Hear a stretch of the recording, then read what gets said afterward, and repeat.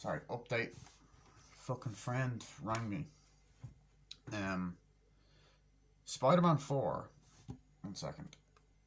Spider-Man 4 was meant to happen in 2011 with Tobey Maguire and the usual, and Sam Raimi, the usual other actors as well, like Kirsten Dunst and uh, Rosemary Harris, I want to say, who played Aunt May. J.K. Simmons, J. Jonah Jameson, the actor that played Robbie, who's unfortunately no longer with us, Ted Raimi, um, Elizabeth Banks, and was going to add in John Malkovich as Adrian Toomes, the Vulture, and Anne Hathaway as Black Cat. Can't remember her real name.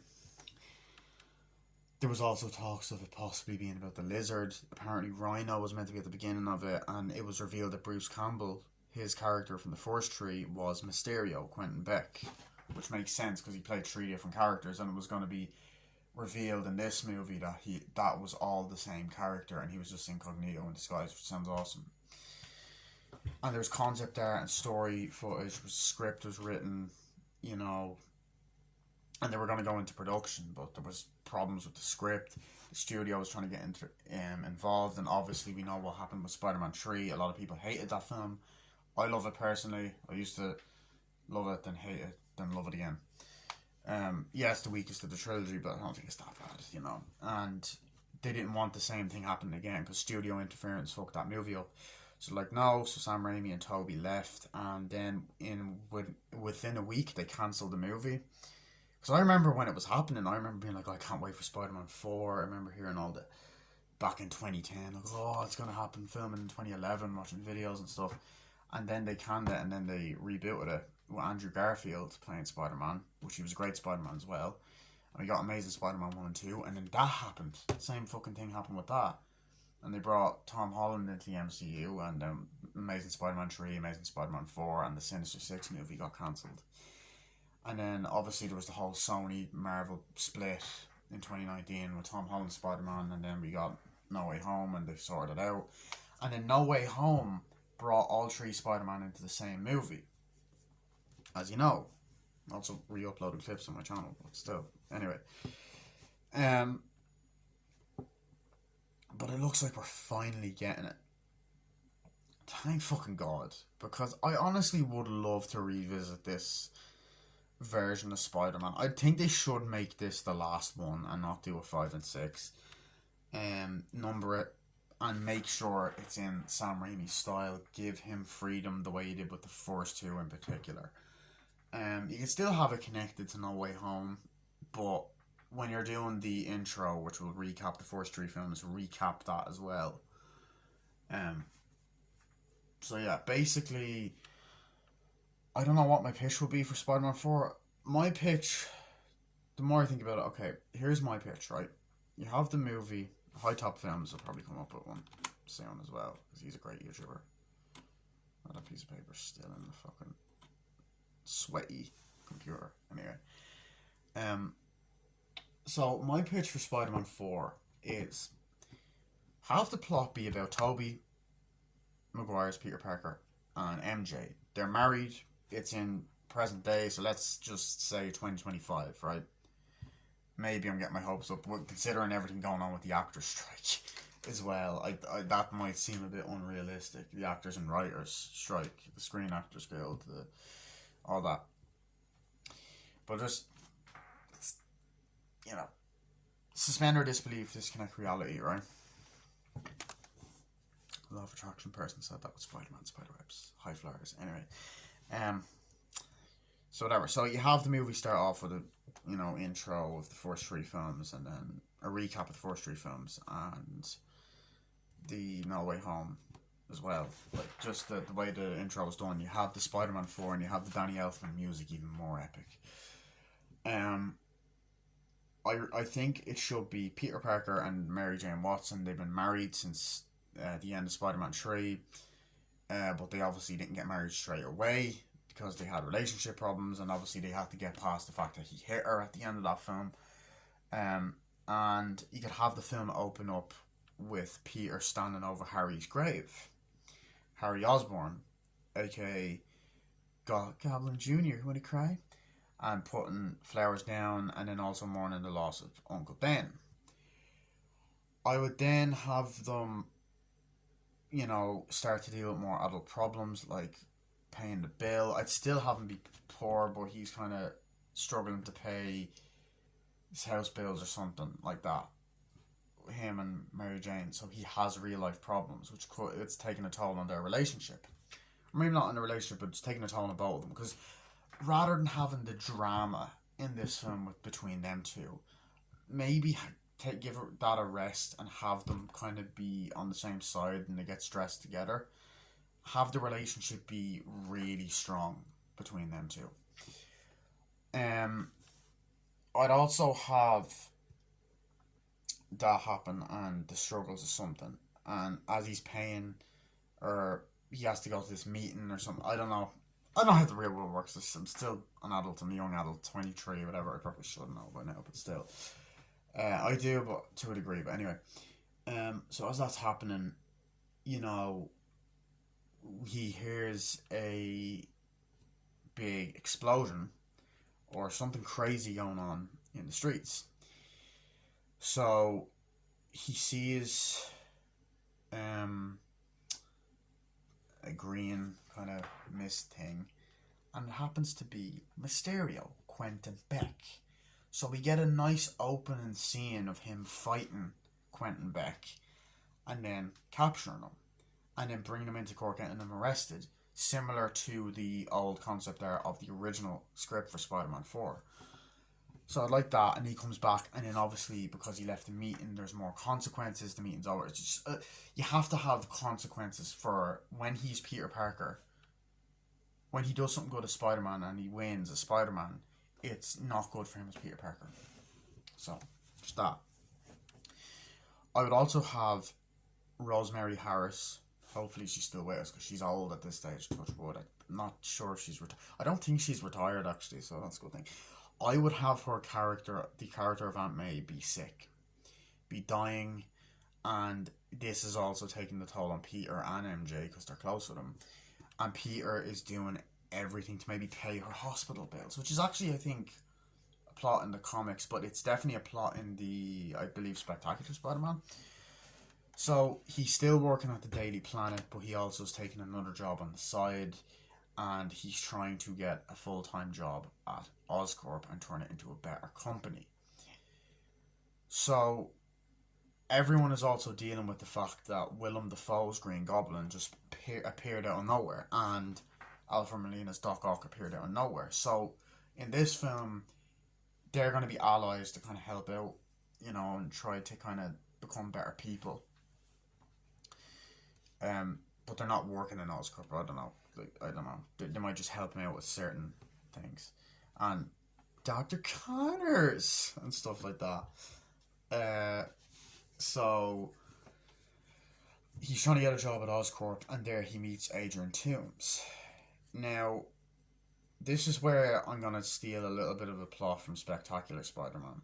So let's say that somehow Willem Dafoe's Green Goblin, this might be a bit all over the place, I apologise. Let's say somehow his sort of, he decides to fucking, he ends up getting his company back, probably very unrealistically, but just bear with me, right? Or maybe no. Basically, Adrian Toomes sees, alright, no, scrap that. Adrian Toomes in this film is an ex-Oscorp employer who was, now this might sound similar to Mysterio's backstory in Far From Home, who was fired by Norman Osborn in the early 2000s, and he's still been bitter about that all these years. So he makes the Vulture costume and tries to kill Norman Osborn. Now, just before that, he might be allies with Peter somehow. I don't fucking know. At a school or something. I fucking know. God, this is a mess. Fucking hell. I don't know. This is kind of a mess. But, yeah. No, okay. So he's allies with Peter in some way, right? In some way, he's allies. I don't know that part yet. Leave me alone. So maybe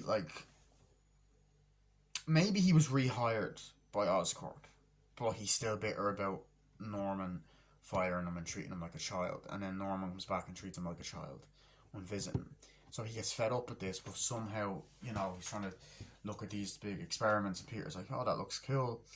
But eventually, Adrian Toomes starts going around stealing equipment and fucking things up and trying to kill Norman Osborn.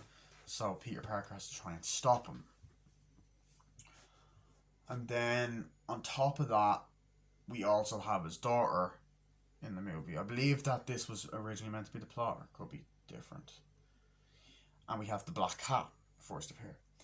So, she's trying to stop him as well. She's doing some bad things, and there's a kind of flirty fight between Spider-Man and her, and eventually they become allies and try to help each other. And throughout the film, you will have Spider-Man taking in regular thugs, trying to figure out what the Vulture's doing, but it's also taking a toll on his mental health and his life.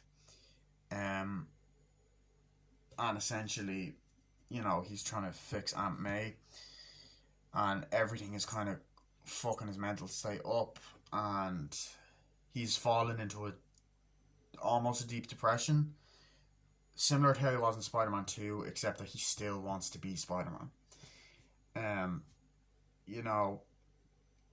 He ends up getting fired from the Daily Bugle because they can't fund it, because he's just not pulling his weight. He gets, fired from all of his other jobs, and he's really, really struggling. Now, J. Jonah Jameson still gives him a paycheck to pay for his hospital bills, and I don't know, I feel like maybe having a scene where J. Jonah Jameson has to fire him or something, by law, and not in the comedic way, in a more serious Peter, I'm really sorry, and shows that he actually cares about him and he has a heart. And also bring J. Jonah Jameson's comedy back to the way it was in the first three, because I don't like the way, because I love J.K. Simmons as this character, but only in Spider-Man 1, 2, and 3, because I feel like Far From Home, No Way Home, as much as I love Across the Spider-Verse, fucking Venom 2, I just don't, it's not the same, I believe he voiced him in an animated series, but I didn't watch that. So yeah, and throughout the film we can have Peter dealing with PTSD from the events of Spider-Man 3 and just all the movies, and he has the great power comes great responsibility.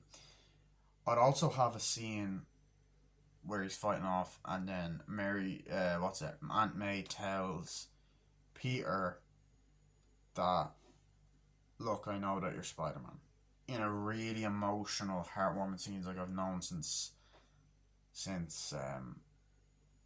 we had that talk, essentially, in Spider-Man 2. So we find out that she's actually known about this in Spider-Man 2, and is why she gave her that heart-to-heart in Spider-Man 3. I would also have Vulture cause havoc, right? I'm saying he causes some fucking awful shit to happen.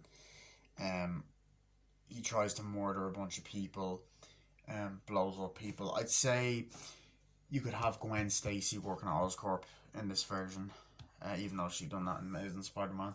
I'd say that you mend the relationship between her and Peter, even though, at the end, I'd have it be just outright carnage in the city, but not something we've seen before. Not something we've seen in like a Marvel film, maybe like a Dark Knight vibe, without copying it. And cops going everywhere, and essentially they need Spider-Man more than ever, essentially. Aunt May dies, they go to the funeral. Peter decides not to give up and decides to dedicate his final fight as Spider-Man before retiring to Aunt May. And, we get the dun, dun, dun, dun, and he's like, I gotta do this one time, and she's like, go get him, Tiger, that's what Mary Jane says. And I want to make this dark. I want this to have like serious consequences, right? Oh shit, my arm's bleeding. Wow. Anyway, so Okay, the city goes into complete havoc. Spider Man and Black Cat fight the Vulture. Maybe not have Black Cat as the Vulture's door. Forget about that. So Vulture and Spider Man fight, and then to redeem themselves, um, Norman Osborn maybe has a hoverboard and the Green Goblin suit, but doesn't have the actual fluid, and throws bombs at Vulture trying to fuck him up. And then Doc Ock helps, and then um fucking Thomas Hayden Church's Sandman is there, but he doesn't. He has some like device that can shoot sand out. I don't know. Um, Maybe you could have all three of them die in the battle or just get heavily injured, because maybe killing them off is a bit whatever. Also have Willem Dafoe be devastated the fact that his son is dead as well. Um, um, I bring in more Spider-Man characters, maybe like a scene that takes place in Ravencroft at the end, and you see like Cletus Cassidy and a few of these other villains, Kraven the Hunter and stuff. So I'd have a scene where Spider-Man's fighting the Vulture, and there was like this graphic storyboard art concept of like Vulture fucking Spider-Man up. I'd include that in the movie as well, and I would honestly go crazy, have him nearly die, and I say when nearly die worse than he did in Spider-Man 3. I'd say the fight gets really vicious, and then Vulture kidnaps Mary Jane and kills her in front of Peter. Um, and then Peter goes apeshit, almost killing the Vulture, but he decides to not do that because he's like, no, I don't want to be that person, and he beats the shit. And then no, when he realizes he doesn't want to be that person, he has a flashback to Spider-Man 3 when Aunt May goes, I don't think it's for us to say whether someone deserves to live or die. And then he stops it, and then Vulture ends up getting taken away and brought into prison. Spider-Man goes to MJ's funeral. We get some more scenes. Him and Gwen Stacy start talking. You know, there's a bit more hope at the end. Things maybe start looking up for Peter, and he gets a happy ending at some stage. Gets a job, Mr. Dickovich, all these other characters come to the funeral and stuff. And Flash even apologizes for being an asshole. Then I'd say you end the movie with Tobey Maguire, final swing, and not giving up being Spider-Man, fucking up some villains, and end it there. However, this could end the Tobey Maguire movies. Then we get a post-credit scene where Tobey Maguire is at home in his room. His spider sense starts to tingle. He turns around and a portal opens up, and it's none other than Doctor Strange.